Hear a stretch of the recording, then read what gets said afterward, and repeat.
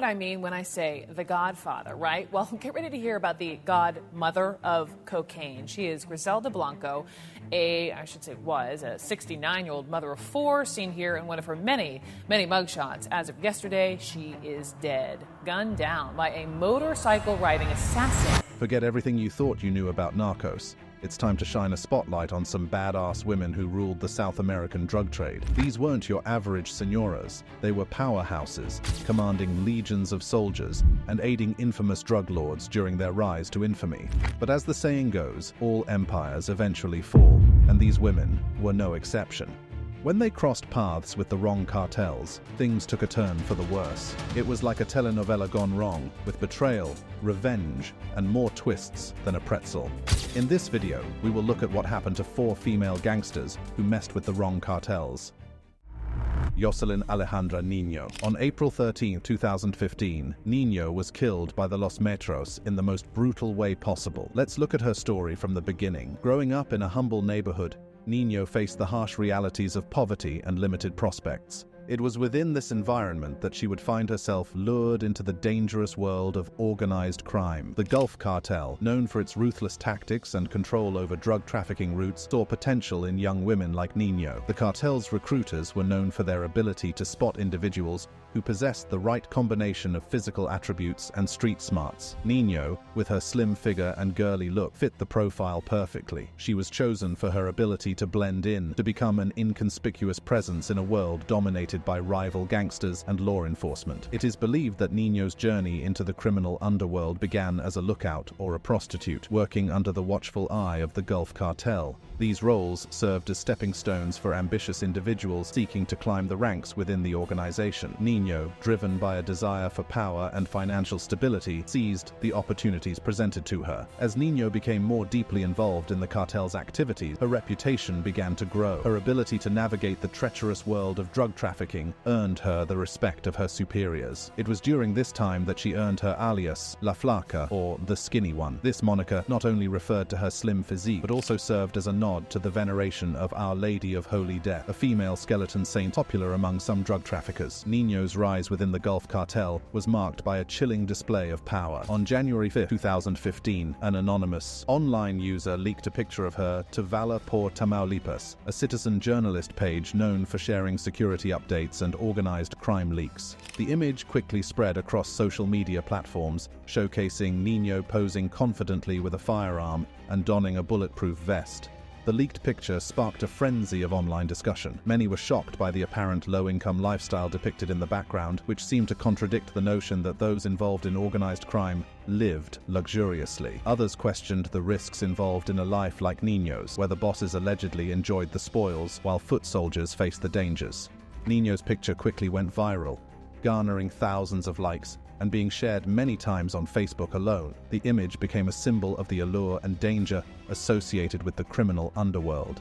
It displayed the blurred lines between power, violence, and the pursuit of a better life. As tensions between rival factions within the Gulf Cartel escalated, Niño found herself at the center of a deadly conflict. Her faction, known as Los Ciclones, was tasked with defending their turf in Rio Bravo from incursions by Los Metros, a rival faction within the cartel. Rio Bravo, predominantly controlled by Los Metros, posed a significant risk for Niño and her fellow Ciclones. Niño's role within Los Ciclones was crucial. She fought to repel Los Metros' advances, risking her life in the process. For at least 4 months, she stood as a formidable barrier between her faction and its rivals. Between April 12 and 13, 2015, Los Metros forces closed in on Niño and her fellow Ciclones. In a daring operation, Los Metros captured Niño and 2 of her accomplices. The trio was taken to a secret safe house where their fate would be sealed. The safe house became a chamber of horrors as Niño and her comrades endured unimaginable torture. The captors sought to extract information about their criminal activities using brutal methods to break their spirits. On April 13, 2015, Mexican authorities made a horrifying discovery. In a parking lot in Matamoros, they stumbled upon an abandoned ice cooler. Inside, they found the dismembered body of Jocelyn Alejandra Niño, The visible signs of torture etched onto her lifeless form painted a grim picture of the horrors she endured in her final moments. The rest of Nino's remains were found inside plastic bags, discarded callously alongside the cooler. It was a macabre scene, a haunting picture of the brutality that permeated the criminal underworld, but Nino was not the only victim. Investigators also discovered the dismembered body of another female and a decapitated man, believed to be fellow members of Los Ciclones. The bodies bore the unmistakable marks of torture, a sign of the captor's relentless pursuit of information. It is believed that they were executed with a single, fatal headshot before being dismembered. The perpetrators left behind a chilling message, a warning to Los Ciclones and a declaration of their own power. The message, signed by a member of Los Metros known as 65, threatened Los Ciclones and all those who supported them. It criticized the use of female foot soldiers and vowed to continue their reign of terror. The death of Jocelyn Alejandra Nino was not just a loss for Los Ciclones, but also a blow to the Gulf Cartel. Her dedication and fierce loyalty had made her a formidable force within the organization. Her demise showed the high stakes and brutal consequences that came with a life entangled in the criminal underworld. Mayra Lemus. On February 18, 2011, in Ciudad Pedro de Alvarado, a small border town in Guatemala, Mayra Lemus, a prominent figure in local politics, sat down for lunch at the Los Cuernos Hotel. This peaceful meal would turn into a horrifying massacre. Mayra was running for mayor of the local municipality, which bordered El Salvador to the south, and had gathered prominent members of the community to support her campaign. As the attendees were enjoying their meals, two pickup trucks suddenly pulled up to the hotel. The trucks were filled with heavily armed men, brandishing AK-47 rifles and shotguns. Chaos erupted as the armed men opened fire without warning. The victims, including Mayra and at least one of her bodyguards, had no chance to react. They were mercilessly gunned down right where they sat, their lives cut short in an instant. Meanwhile, Marixa Lemus, Mayra's younger sister, heard the loud sound of gunfire from down the road. Without hesitation, she sprang into action, jumping into her armored truck and racing towards the scene of the massacre. Marixa's bodyguards followed closely behind in another truck, desperately honking the horn to warn her of the imminent danger. They knew that Marixa's life would also be at risk if she continued towards the chaos. As Marixa approached the hotel, the gunmen spotted her and immediately started spraying bullets at her truck. In a split-second decision, she flung the truck into reverse, changing direction to drive towards the local police station for help. But when she arrived, she was met with a shocking betrayal. The officers, who had also heard the gunfire, refused to get involved, leaving Marixa to face the aftermath alone. Filled with fear and desperation, Marixa returned to Los Cuernos alone. The once vibrant restaurant had been transformed into a scene of devastation. The large space under the awning, surrounded by a low wall, was now a haunting reminder of the violence that had unfolded. As Marixa made her way through the wreckage, she discovered her sister's lifeless body in a back office, just a few meters away from where they had been enjoying their lunch. Mayra had crawled there in a desperate attempt to hide, but her aggressors had fired through the door, ending her life in a pool of her own blood. The savage killing that took place that day became known locally as the Massacre at Los Cuernos. Mayra's violent end, though tragic, was not entirely unexpected. She had gained a reputation for being a killer, someone who held the power to decide who lived and who died. The whole town was terrified of her. Legends surrounding her included rumors of her killing her own husband and disposing of his body in another part of town. However, these claims were never independently verified, and Mayra was never charged or convicted for any crime. Mayra's violent past, along with that of her family, was deeply entangled with other power brokers in the region. Central America is no stranger to the influence of drug trafficking and the power struggles that come with it. The region serves as a crucial transit route for cocaine, moving from South American nations, primarily Colombia, to the rest of the world. The constant movement of legal goods across these borders provides the necessary cover for drug trafficking. Cocaine, transported by various gangs, including Digna Vale,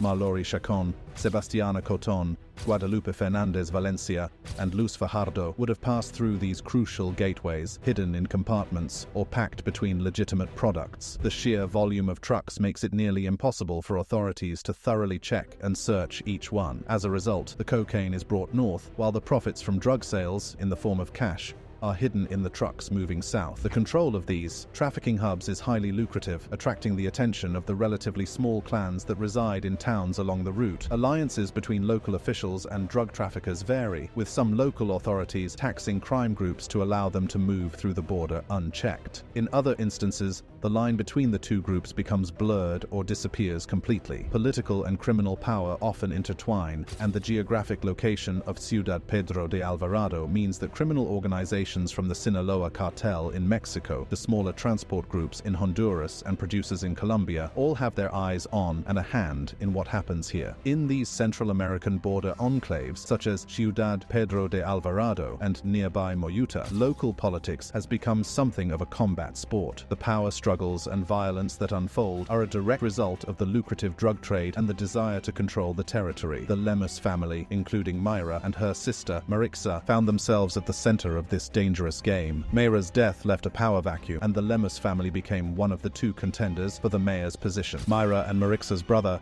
Magno Lemus, had previously served as the local mayor until his untimely death in 2009. Mayra was finishing his term when she was brutally murdered. The day of the massacre was not the first time Mayra had faced an attempt on her life. In June 2006, gunmen opened fire on a vehicle carrying Mayra, Magno, and other members of the Lemus family. While Mayra and Magno survived, their niece, Marixa's 17-year-old daughter, Jennifer, tragically lost her life, along with other family members. The identity of the perpetrators behind the attack remains unclear, but Marixa firmly places the blame for the massacre at Los Cuernos on Roberto Marroquin Fuentes, the Lemus family's political rival. In the race for mayor of Moyuta, Jutiapa, in 2011, Marroquin was one of the main suspects in the investigation into Mayra's killing, which occurred months before the vote. However, Marroquin, who remains the mayor of Moyuta, denies any involvement in Mayra's murder. He claims to have cooperated with the investigation and portrays himself as a victim of resentment from the Lemus family due to his local popularity. Marroquin was never arrested or charged in connection with Mayra's death. The battle for power continued, and Marixa stepped in to replace her sister in the mayoral race, joining forces with Ronnie Rodriguez, another political and criminal rival of Marroquin's. With Mayra gone, Rodriguez became the local player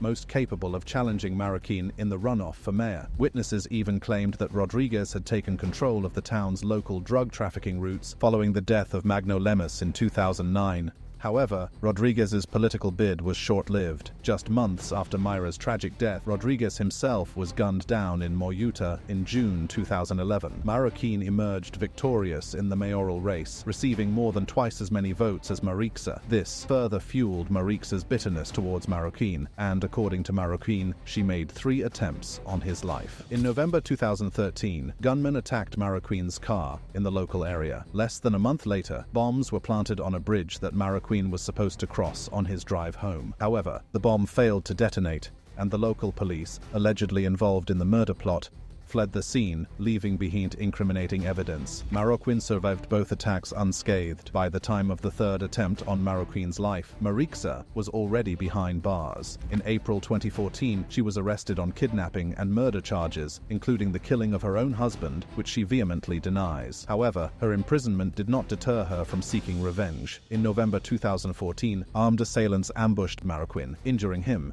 his wife, and his bodyguard. Despite Marixa's incarceration, Marroquin blamed her for the attack. As for Marixa, her time behind bars has been marked by her determination to seek justice and regain her freedom. For obvious reasons, this battle is not over. Some say she's waiting for the perfect moment to break free and get revenge for her sister, Griselda Blanco. Griselda Blanco, also known as the Cocaine Godmother, Griselda's journey into the world of illicit activities began in her formative years. At the tender age of 11, Griselda committed a heinous act that would foreshadow her future as a ruthless criminal. It is said that she kidnapped a young boy, and when his wealthy parents failed to pay the ransom, she took matters into her own hands. Tragically, she ended the young boy's life. As she grew older, Griselda's involvement in criminal activities only intensified. By the age of 12, she had turned to prostitution and pickpocketing as a means of survival. It was during this time that she encountered Carlos Trujillo, an alleged pimp and document forger who would become her first husband. Griselda and Trujillo's relationship was marked by a tumultuous mix of love, crime, and power struggles. Together, they built a burgeoning criminal empire, but their ambitions and differing views on how to expand their operations ultimately led to their downfall. Griselda, never one to shy away from violence, decided to divorce Trujillo and, shockingly, had him killed. In the 1960s, Griselda made a significant move that would shape the trajectory of her criminal career. She relocated relocated her family to Queens, New York, with her second husband, Alberto Bravo, who was deeply involved in the cocaine trafficking trade. Bravo's clothing import company served as a front to conceal their criminal activities, allowing them to amass wealth and power. But Griselda's entrepreneurial spirit knew no bounds. She saw an opportunity to innovate in the world of drug trafficking, and she seized it with both hands. Griselda opened her own women's lingerie factory in Colombia, using it as a cover to create undergarments with hidden pockets designed specifically for smuggling drugs, allowed her to transport cocaine without detection, solidifying her position as a key player in the illicit drug trade.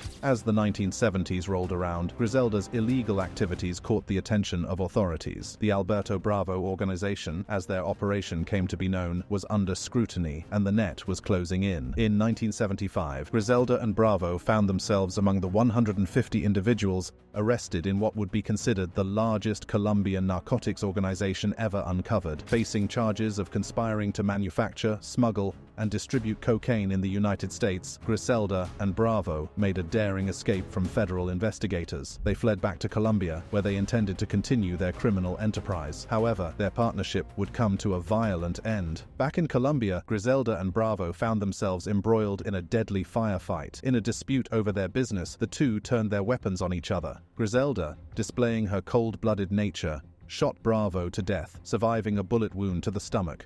With Bravo out of the picture, Griselda took full control of their entire cocaine operation. Griselda's reign of terror was far from over. In 1978, she married her third husband, Dario Sepulveda, and the couple welcomed their son, Michael Corleone Blanco, into the world. Named after the iconic fictional gangster from The Godfather, Michael would become a significant figure in Griselda's life. Secretly returning to the United States, Griselda and her family settled in Miami, Florida, in the same year. It was here that Griselda continued to assert her dominance over her cartel, orchestrating a seemingly endless rash of murders. Rumors swirled of a possible mentor-mentee relationship between Griselda and the infamous Pablo Escobar, but it was clear that she commanded respect and instilled fear in even the most powerful figures in the criminal underworld. Escobar himself allegedly once said, "The only man I was ever afraid of was a woman named Griselda Blanco." With her network of smugglers and distributors, Griselda's reach extended far beyond Miami. She established connections with cartels in Colombia and other parts of South America, ensuring a steady supply of cocaine to fuel her growing empire. Her ability to navigate international drug trafficking solidified her position as a force. But Griselda's rise to power was not without its challenges. Rival cartels and law enforcement agencies were constantly on her trail, seeking to dismantle her operation and bring her to justice. However, Griselda's cunning and ruthlessness allowed her to evade capture time and time again, leaving her enemies in awe of her ability to outmaneuver them. She would kill anyone who stood in her way or posed a threat to her empire.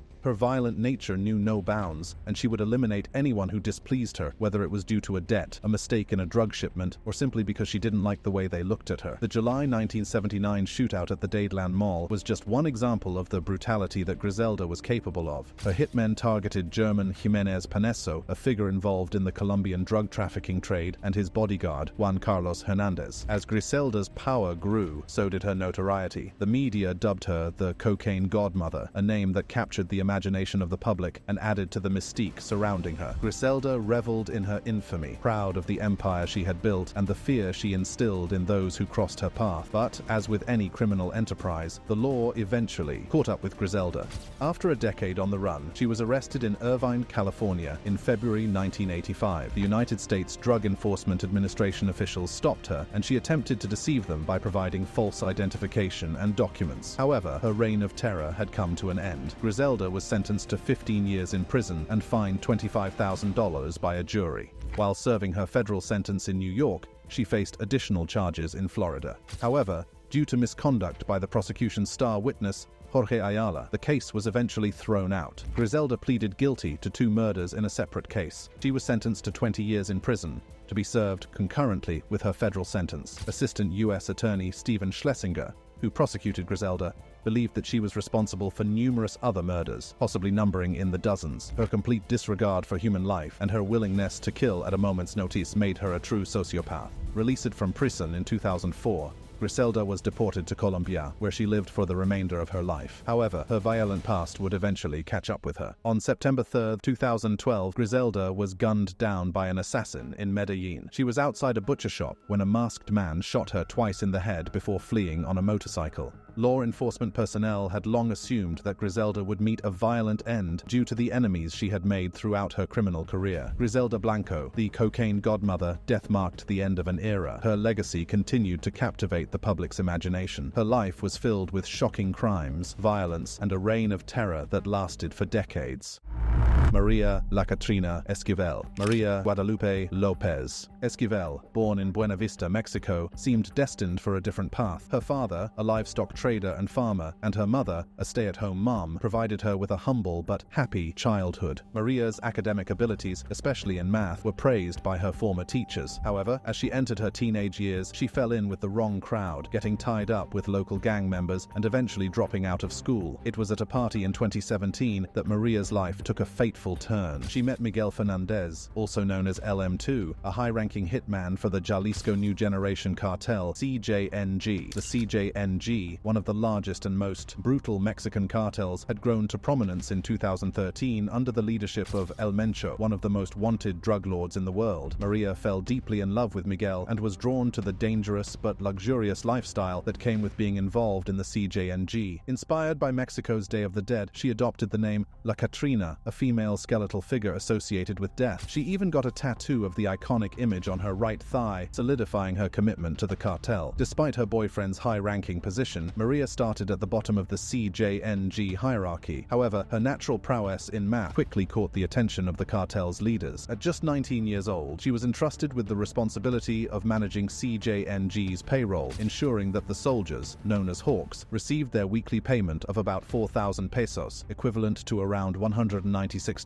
Maria's success in running the payroll operation earned her the respect and trust of the CJNG. At the age of 20, she was given her own hit squad, a group of ruthless individuals who carried out the cartel's violent orders. Maria's rise in the ranks was swift and unprecedented for someone her age, but it was her involvement in heinous acts that truly solidified her reputation within the CJNG. In 2018, Maria allegedly ordered the kidnapping of 3 film students suspected of being spies. The victims were subjected to unimaginable torture, and their remains were disposed of in a barrel of acid. Maria's thirst for power and dominance only grew stronger. In August 2019, she led an assault on a rival cartel, resulting in the merciless murder of 19 gang members. To send a chilling message, she ordered that 9 of the bodies be hung from a popular bridge, accompanied by a sign warning both the police and rival cartels. The horrific murders caught the attention of Mexican authorities, who launched a raid in response. Several high-ranking CJNG members were either arrested or killed, dealing a significant blow to the cartel. But Maria was not one to be easily defeated. As the Mexican authorities closed in on the CJNG, Maria La Catrina Esquivel and her team found themselves facing a dangerous and uncertain future. In early October 2019, the CJNG received inside information that the police were planning to execute an unrelated warrant in the small town of El Agua Inaugura. Aware of the dangers that awaited them, the police sent a convoy of 5 trucks and 42 officers to detain a woman and her daughter. It was a trap. Maria and more than 30 CJNG members lay in wait, armed with AR-15s, AK-47s, and 50 caliber sniper rifles. As the police convoy approached the city on October 14, 2019, they were ambushed with a hail of bullets. At least 14 police officers were killed, and 9 others were injured in the brutal firefight. To add insult to injury, Maria and her team set the police vehicles ablaze. The incident further fueled the determination of Mexican authorities to put an end to the reign of terror orchestrated by Maria and her faction. Just 2 months later, on December 18, 2019, Maria allegedly orchestrated another attack, this time targeting the Tepalcatepec Autodefensas group. This group of local men had come together to defend their city from the cartels. While no one was killed in the attack, journalists captured the event on video, and the incident made international news once again. The Mexican Army, National Guard, and the Michoacán State Police united their forces to put an end to the CJNG's reign of terror. Reports emerged that on January 10, 2020, authorities launched a raid on Maria's safe house in Tepalcatepec. Surrounding her compound, a fierce shootout ensued. Despite being shot in the neck, Maria managed to escape the building and climb over a wall before collapsing. Maria's injuries were severe, and she had to be airlifted to the hospital. However, her attempt to evade capture did not end there. In a desperate bid to prevent her capture, she had ordered the roads leading out of the city to be barricaded. The authorities faced numerous obstacles as they raced against time time to reach medical help for Maria. Maria succumbed to her injuries shortly after arriving at the hospital. At just 21 years old, she met a violent and untimely end, leaving behind a legacy of fear and destruction. 6 other members of the CJNG were arrested during the raid, and a significant cache of weapons and drugs was confiscated, dealing a significant blow to the cartel's operations. The decomposing body of Maria's boyfriend, LM2, was found on February 6, 2022, in Tipalcatepec, Mexico. He was 40 years old. Unlike the other entries on this list, La Catrina was the only one who didn't meet her end at the hands of rival cartels. If you enjoyed this video, click on the card showing on your screen right now for more video.